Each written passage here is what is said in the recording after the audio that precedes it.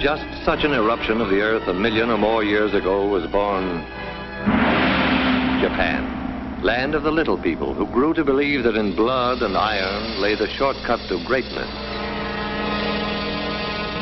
Land of philosophies and religions stranger than their names, like Bushido, the medieval code of slicing a victim with a samurai sword.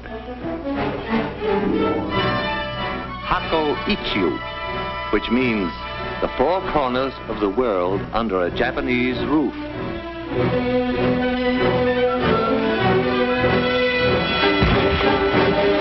And Shinto, which assures its people that the answer to all things comes from the skies.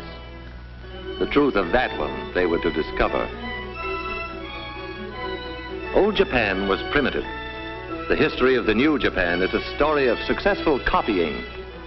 On a tradition of peace and love of the soil, the new Japan suddenly turned its back and copied our locomotives, our planes, our great ocean-going liners. Even Tokyo might have been transplanted bodily from the Western world.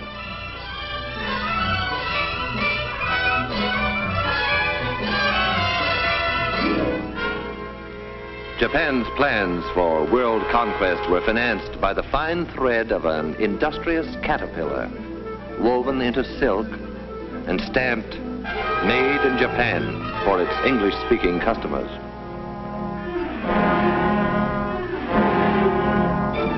Soft silk sent away for hard scrap iron, to be forged into weapons and returned to us eventually in hate.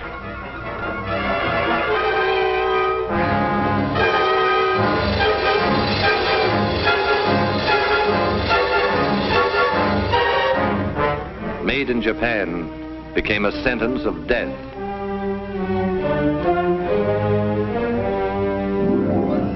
How will it end for the little people who wanted to enslave the world?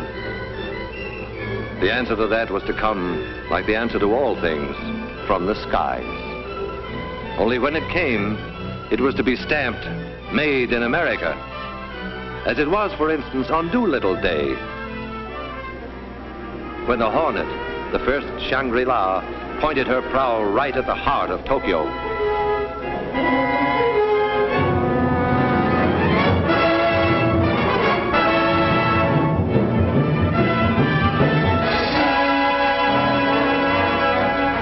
This was the first brief answer to Japan that came from the skies. It was not to be the last. General Doolittle vowed, "We're going back to Tokyo, and we shall go in full array and with mighty allies." A weapon was ready.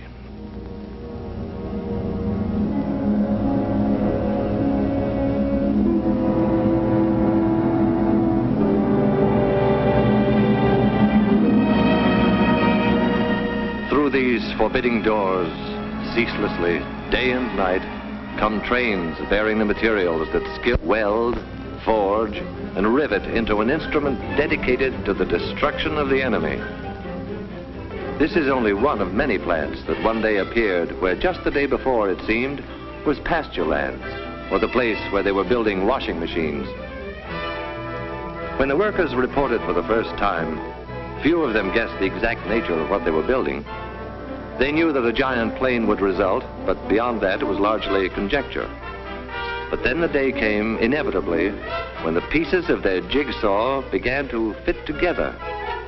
The day when the mountains of material and the millions of man-hours all combined to confirm the assembly line rumor, the washroom gossip, and their honest-to-God American curiosity. They were building the mightiest aircraft in history. They were building a plane for the Army Air Forces that would reduce the huge fortresses and liberators to medium bombers. They were building the Boeing-designed B-29 Super Fortress.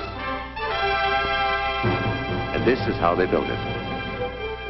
Enough aluminum is stored here to lay a silver carpet over every street in Tokyo. Aluminum sheet to be brought to life by these machines and the workers who operate them. They give it shape and personality. Their stamping machines, their presses, lathes and drills, coax it and pound it and pierce it into the multiple patterns prescribed in 50 tons of blueprints. It was bauxite a month ago, dead in the ground. Miners dug it out of the Arkansas hills. And then in some distant factory, bauxite came in at one end, an aluminum sheet rolled out the other. One day from now, in the stratosphere above the clouds, it will mirror the sun. In a month, out of the ground and into the sky. These will be the wings to take it there. From the confusion of manpower and equipment within this massive jig will emerge the fabulous 117, a wing of completely new design, which will carry more weight, faster and higher than any other wing. The jigs themselves, the fixtures and the tools were designed so that unskilled workers could be expert with them in a week, whether they were farmers or clerks, cotton pickers or housewives, salesmen or ex-soldiers. The wing is of awesome weight and dimension, yet a girl can lift it with about the same effort that she would need to adjust the flower in her hair. Space and the handling of bulky parts have always been problems in assembly production. The engineers who designed this plant solved both problems at once with a few strokes on their drafting boards. They moved traffic to the ceiling. Thus, they allowed workers more time at machines, and machines more time at work.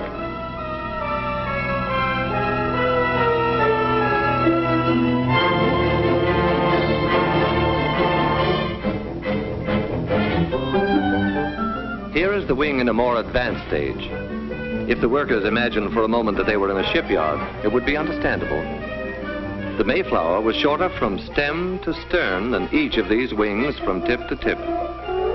All the pilgrims who landed at Plymouth Rock could curl up within the gasoline compartments in the wing and sleep no less comfortably than on their long Atlantic crossing.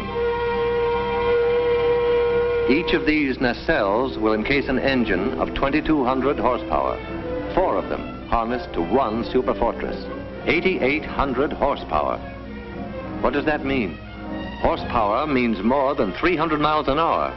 Horsepower means flying high enough to see all the New England states at once. Horsepower means victory in the air. When these skeleton nose sections are enclosed in aluminum and glass, they will be the most comfortable cockpits a bomber ever had. The windows cannot cloud or frost. The pilot's instrument panel is less complex than the dashboard of an automobile. Soundproofing allows talk without the interphone. And because the entire compartment is a pressurized tank, the air remains practically constant from prairie level to the rarefied atmosphere over the Himalayas. Back of the control cabin is the huge center section. Here the wings will be set. Here the bomb bays will hold the greatest weight of death ever lifted into the skies.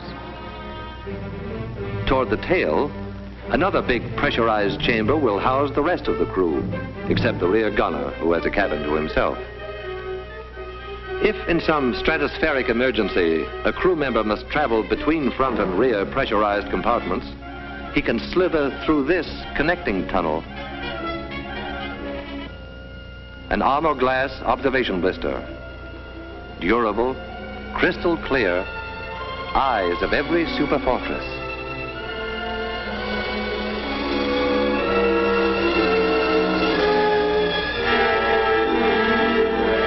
The prefabricated sub-assemblies are manufactured by other contractors and shipped to this plant by the carload.